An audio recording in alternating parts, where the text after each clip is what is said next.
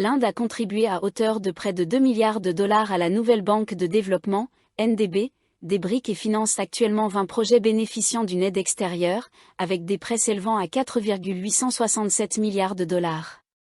Ces projets en cours couvrent des domaines tels que les transports, la conservation de l'eau, la gestion alimentaire et l'amélioration de la connectivité dans les zones rurales, a déclaré Pankaj Chaudhary, ministre d'État aux Finances. La déclaration de Chaudhary faisait suite à une question posée à la Lok Sabha concernant la position du gouvernement sur l'initiative d'une monnaie commune pour les pays des BRICS et la contribution de l'Inde à la Banque des BRICS.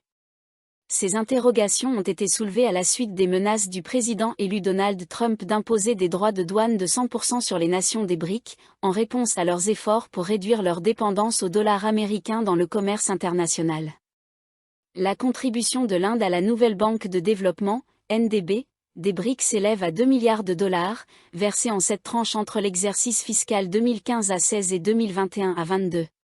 Actuellement, 20 projets bénéficiant d'une aide extérieure, financés par des prêts de la NDB d'un montant total de 4,867 milliards de dollars, sont en cours en Inde, a précisé Chaudhary. Concernant la question d'une monnaie commune, le ministre a fait référence à un rapport sur le système financier international, élaboré par la Russie dans le cadre de sa présidence des BRICS. En 2024, sous sa présidence des BRICS, la Russie a préparé un rapport intitulé « Étude de la présidence des BRICS sur l'amélioration du système monétaire et financier international ».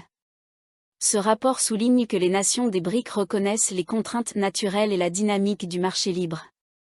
Ainsi, les BRICS ne cherchent pas à remplacer le dollar américain en tant que moyen d'échange, en raison de son poids significatif dans l'économie mondiale. Au contraire, les BRICS visent à offrir une alternative viable qui aidera le marché dans sa quête perpétuelle d'efficacité et favorisera une prospérité accrue, tout en promouvant une mondialisation économique universellement bénéfique et inclusive. Toutefois, le rapport met en évidence le manque de concurrence dans l'infrastructure actuelle des paiements transfrontaliers, qui peine à répondre aux exigences des acteurs économiques. Il souligne que la dépendance actuelle aux mécanismes de règlement centralisés et aux devises de réserve pour les paiements transfrontaliers constitue un héritage du passé, qui n'est plus optimal au XXIe siècle.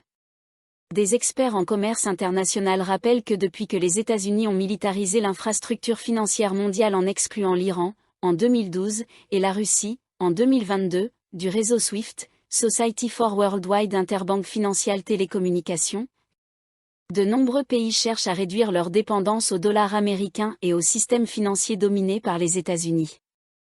Le dollar américain reste cependant la monnaie prédominante dans le commerce mondial, représentant plus de 90% des transactions. Néanmoins, il n'est pas la seule devise utilisée à l'international. D'autres monnaies convertibles, comme le yen japonais, l'euro et la livre sterling, jouent également un rôle essentiel dans le commerce mondial.